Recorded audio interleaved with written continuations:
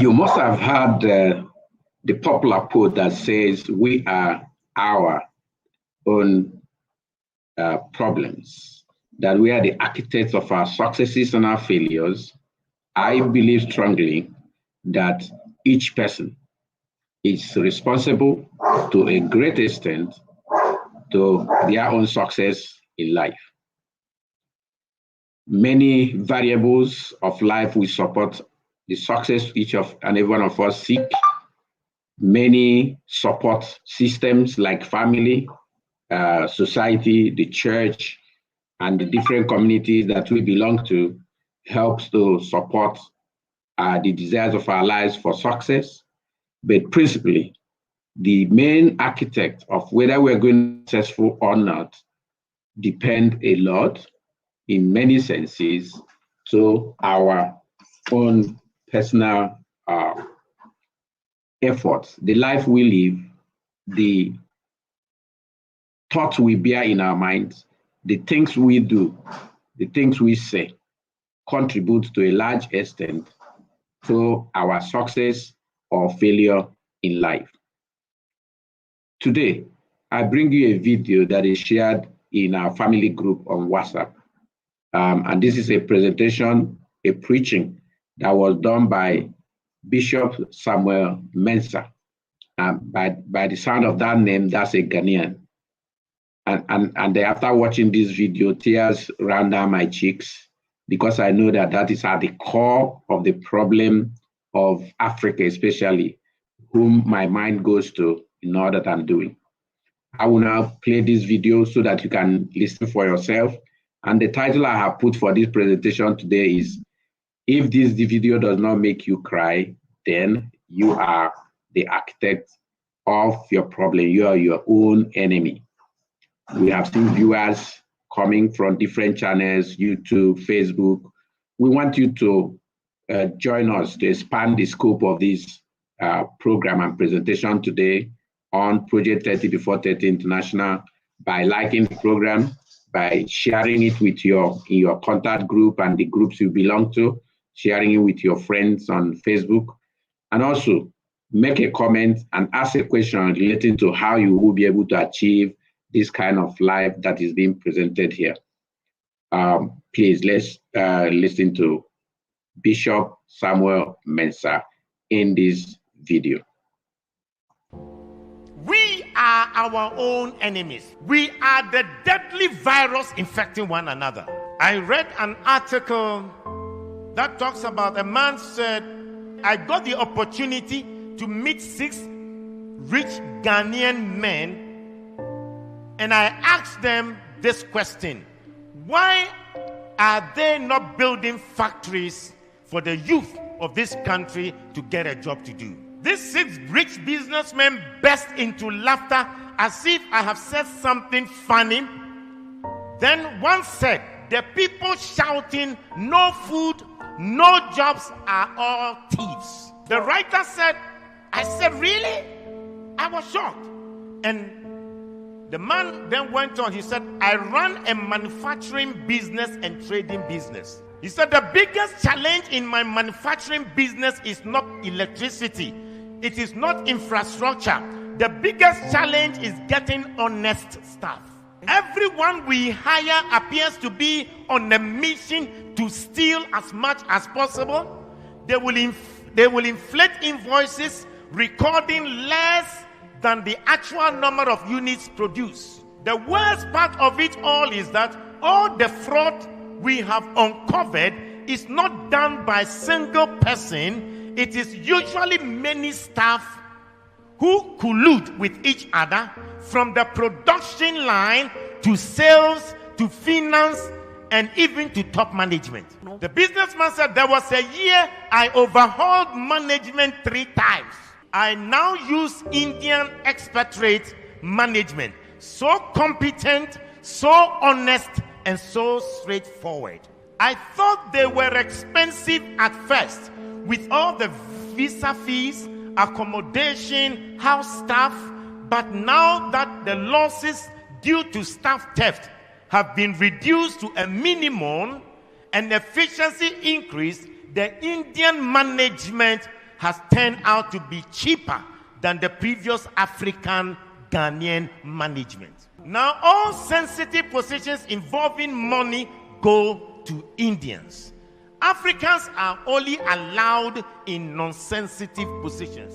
This is what the businessman further said. I used to criticize indigenous African companies like Dangote Group that hire so many Indians when there are many unemployed Africans. But now I understand their painful decisions. He said, my biggest challenge in the trading business is the same. In other words, he has a trading shopping business, and he said, it is getting honest staff. The form of trading occurs in open market and involves staff having access to huge sums of money running into few millions. I know how much I pay to security companies to provide the escort for the staff, not to prevent robbery, but to ensure that the staff will go straight to the bank and will not run away with the money. This money spent on security companies is even enough to be declared as profit. He said we have to spend a CCTV, biometric scanners, and other things that wouldn't be needed if the staff weren't looking for opportunity to steal. He said it got so bad at a point that my own criteria for employing a staff was no longer competence or certificate, but honesty. At least competence and skills can be learned, but once you are dishonest, you are dishonest. He said we always complain of the economy and how there are no jobs.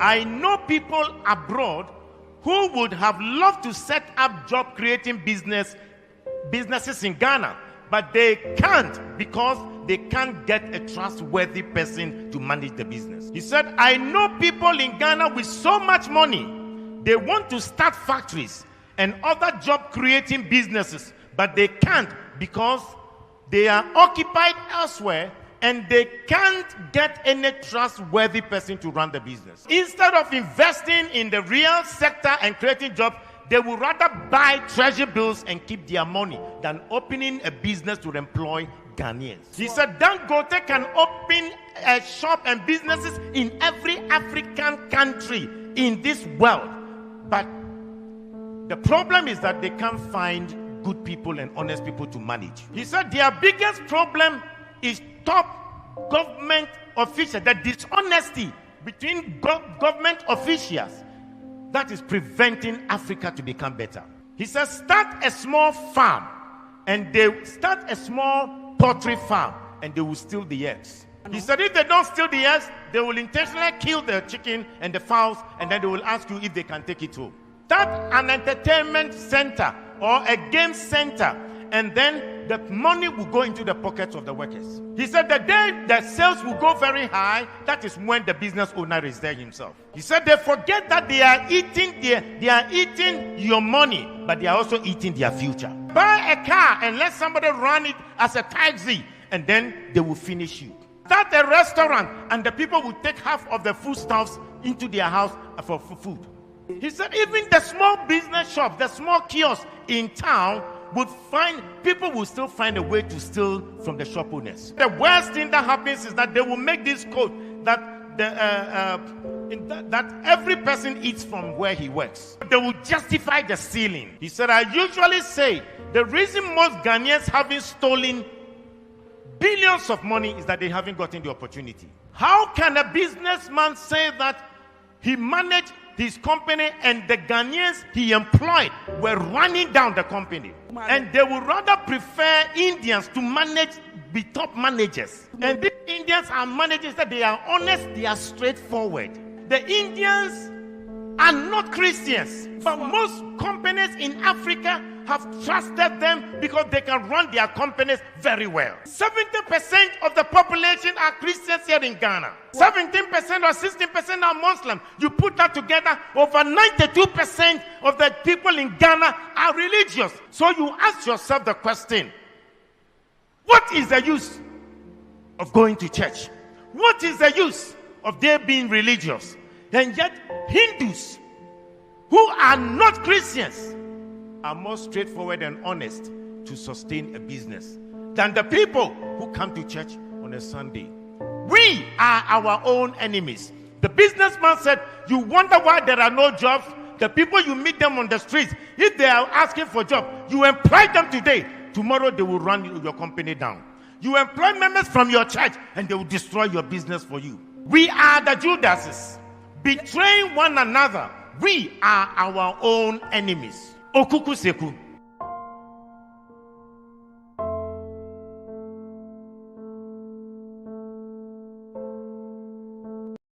We now wonder why we have all the kinds of problems we have in these countries of Africa. Our intention here is not to overemphasize something that is so obvious. You and I know that honesty and integrity is a very scarce commodity in Africa. The result is showing in the kind of politicians, in the kind of rulers we have in Africa. You will note that I do not call our political, those who are in front of politics, ruling in this country. I don't call them leaders because they do not merit to be called leaders. Maybe I can get a few like Paul Kagame of Rwanda and the recently late John Magufuli of Tanzania. Those are the only people who have showed any form of leadership in Africa. Go to all the others. All they're about is to steal, steal, steal. In Nigeria, Nigeria is like people who are stealing so fast, knowing that the goose will soon die. It seems they know that the goose will soon die, so they are stealing even the feathers so that even cold can kill it faster for them. And these are happening from those who are ruling. Now, so I'm not trying to overemphasize that glaring challenge. My target is with the young people of Africa. And that is the reason we set up Project 30 Before 30 International. And Project 30 Before 30 International is a program that is built around helping the rising generations of Africa, the young people between the ages of 12 and 30 years of age, to set certain goals of life, to pursue them within this period, to work and then achieve them before they turn 30 years of age. Hopefully by doing this, by following our programs, our trainings, where we'll learn honesty, and we'll bring a number of more videos like this and more experiences of this nature and share from our own lives. And then they will become people, men and women of integrity, who can now take up this gauntlet of changing the scenario that we have in our political space, where only rogue rulers are everywhere, vandalizing a continent that is richer than all other continents of this world. Vandalizing a people who are so heavily and so well favored by God by putting them in the best continent on this earth and then making their life useless. We want to avoid that. We invite all the young people of Africa to find Project 30 Before 30 International on Facebook and join, ask to join, and we will accept you so long as you're within the age bracket of 12 to 30 years of age and you're on Facebook. Join us. From that group, we will mentor and we'll provide training through live videos like this to guide you. Our intention is to help us change this ugly scenario, ugly narrative of the African, that we are dishonest, that we cannot be trusted. And what Bishop Samuel Mensah has said is totally true. I have experienced it in my own life growing up. I have experienced it in my own life in leadership. I'm still seeing it. It's so rampant that dishonesty, lack of integrity seems to be the rule. And people will tell you, and they told me that a number of times, oh man, you are a mugu. You are not smart. Smart people strike fast and get what they want to get before anybody sees what they're doing. So this is evil. This is like eating your cake and hoping to have it. This is like trying to, you use machete and keep chipping away from your body and hoping that you still stay alive. When you do not use integrity in the way you do your business, then you are losing it. We have seen a number of people viewing, including people from Project 30 Before 30 International, who are the targets for this broadcast. We want you to share a comment with us on what you think. Also, you can just simply tell us that you are here so we know that people are viewing this for real. And then if you have a question on how to manage your life, how to set goals, and receive the guidance you need to achieve those goals, all for free, delivered live from Project 30 Before 30 International as a program of the African Town Hall Online Television on weekly basis.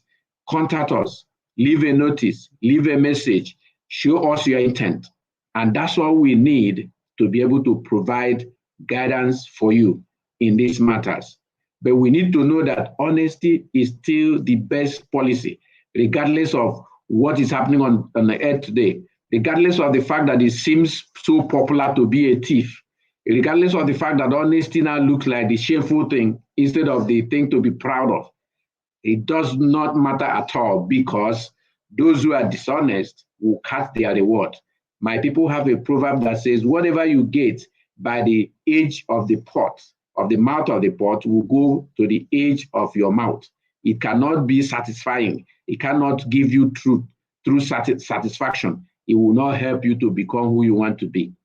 Our intention at Project 30 Before 30 International, the African Town Hall Online Television, all of which are powered by the Town Hall Communication Company, is to give voice to the rising generations of Africa, so they can learn, so they can speak, so they can be empowered in their mind and in their heart, so that they can be empowered financially to midwife the African Renaissance. If Africa doesn't change along the course that Bishop Mensah has preached today, then we are doomed and ruined.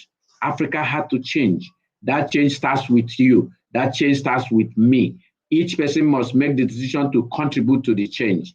And the Town Hall Communication Company, the African Town Hall Online Television, with this program, Project 30 Before 30 International, is out here with me, Francis Imeribe, to help you in this pursuit. I have personal experiences that is encapsulated in the books that I have written, including Growing from Your Experiences. That book is a transformational book. We want all young people to have it. All those who leave a comment on this broadcast today and request for this book will receive a free electronic copy of it, ebook version of Growing from Your Experiences.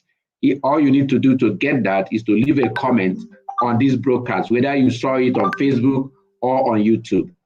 And if this is your first time of being on our YouTube channel, we invite you to subscribe to it, to share, to like, to comment, that we may be able to expand the scope of this project. Our intention is to help and support. Thank you, and do have a great day and a great life.